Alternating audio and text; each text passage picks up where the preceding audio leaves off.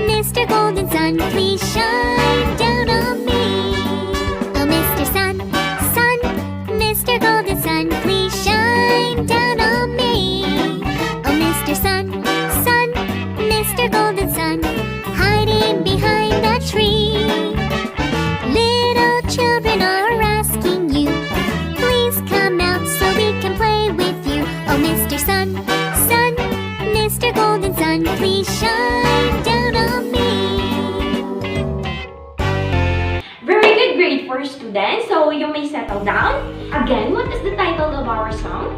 Yes, Mr. Sun, and that will be our topic for today. It's all about the effect of sun on living things.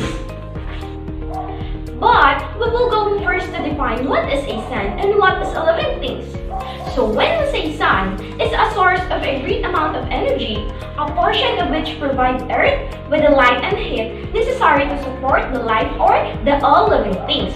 And when we say living things, these are the things that are alive or has a life.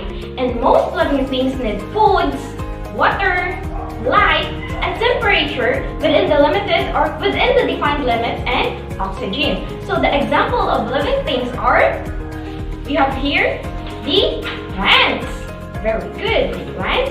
And we have here the animals. Animals are also the example of living things and also the humans. And let us now proceed to what are the effects of sun in animals, plants, and humans.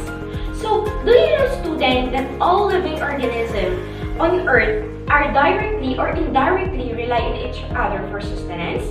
And also, do you know that sunlight directly affects to the survival of humans, plants, and animals?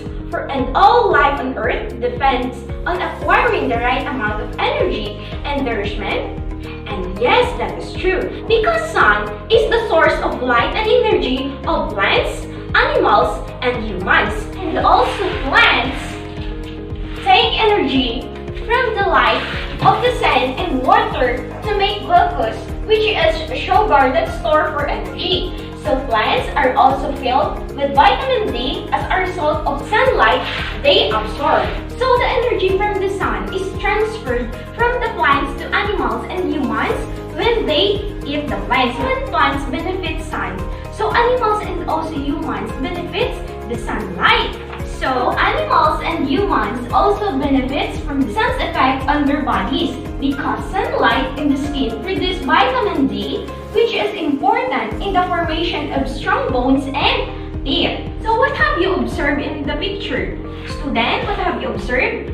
Yes, very good. The mother and the baby is under the sun. So why is it the mother needs to expose her baby under the sun? Yes, very good. And because it helps in producing vitamin D that may help for proper development of the bones and teeth. So that is why, class, you don't need to wonder why the mother exposed their babies on the sunlight.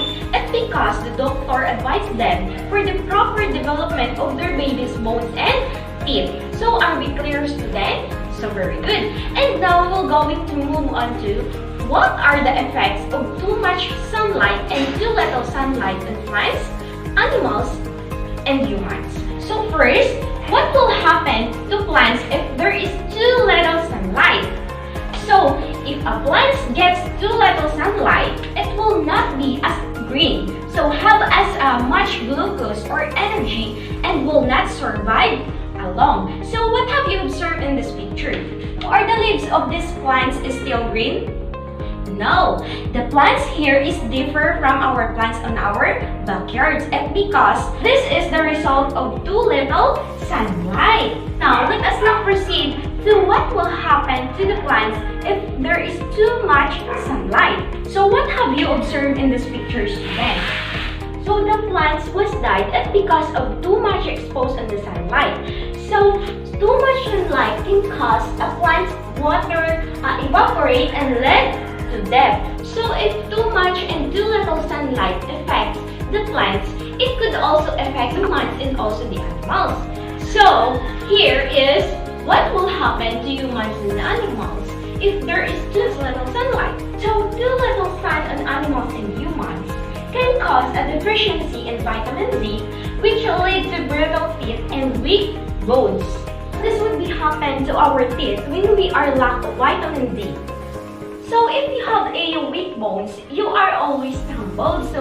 And also the animals with weak bones get accelerate their bones and their movement will be affected. And now let us now proceed to the what will happen to the humans and animals if there is too much sunlight. So what have you observed in the picture? Yes, so too much sun can cause a skin tan or burn, and it increases the skin disease or any symptoms that may lead some animals and humans to death. So this picture is the example of burned skin, and also this is the cause of too much sunlight. So this will be happen if you are too much exposing on the sunlight. So too much sunlight leads humans and animals to death. So that is why, students, we should avoid ourselves on exposing too much sunlight to avoid such diseases and other symptoms that could harm us. Clear, students? So very good. Do you understand what are the good and bad effects of sunlight to humans, animals, and plants? So since you listened well to your teacher's discussion, I have here the 3 questions. So I will let you to write your answer and I will give you 5 minutes to finish your work. So after that, I will collect your papers and I will ask randomly to answer the following questions. So your time starts now. Finished? Yes, very good. So this time I will choose someone to answer the question number 1. So Anna, can you please answer the question number 1? So how does the sun help living things to survive? So very good, Anna. So sun helps living things to survive because it radiates light and heat or solar energy, which makes it possible for life to extend on Earth. So for example, plants need sunlight to grow to support the animals and humans' food and as well as our oxygen to breathe. So let us now proceed to the question number 2. So what would Earth be like without the sun? So Christopher, can you please answer the question number 2? Very well said. So without the sun or heat that produce, so Earth will be or would freeze and there is no day or light. So the plants, animals, and humans would die. And let us now proceed to question number 3. So Ash, can you please answer the question number 3? So can you give me 5 human activities? Yes, very good, Ash. And other examples of human activities that needs the sunlight and heat are the harvesting, the drying clothes, the drying crops, and also the drying fish, and also the gardening, and many more. So again, students, sun is a vital in the lives of every living organism or living things here on Earth. So because it may help them to survive and to live by relying on that steady light or heat from the sun. So that is why plants need sunlight to grow to support humans and animals' foods and as well as our oxygen to be breathed. And we humans need sun to survive and support our activities that needs sun's heat and light.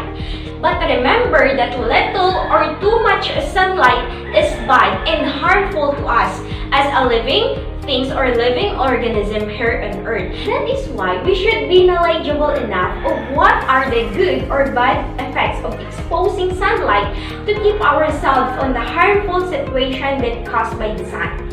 And And this will be the end of our discussion. So thank you so much for listening and attending your science class. So I hope you learned a lot. And again, I am your teacher, Lorraine. Thank everyone and God bless. Goodbye.